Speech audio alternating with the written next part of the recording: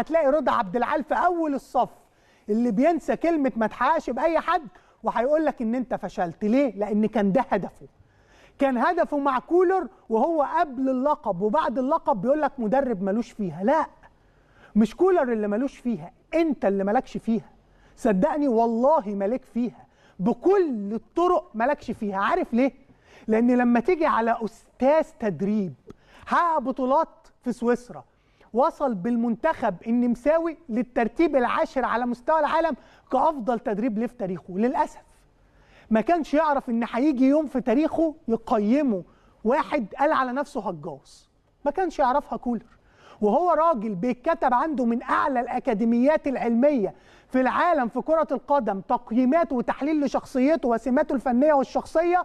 ما كانش يعرف ان هيجي رضا عبد العال في يوم قاعد في استوديو يقول عليه مدرب ملوش فيها. ما كانش يعرف. يا جماعه هتلاقي رضا عبد العال في اول الصف اللي بينسى كلمه ما تحققش باي حد وهيقول لك ان انت فشلت. ليه؟ لان كان ده هدفه. كان هدفه مع كولر وهو قبل اللقب وبعد اللقب بيقول لك مدرب ملوش فيها. لا، مش كولر اللي ملوش فيها، انت اللي مالكش فيها. صدقني والله مالك فيها بكل الطرق، مالكش فيها. عارف ليه؟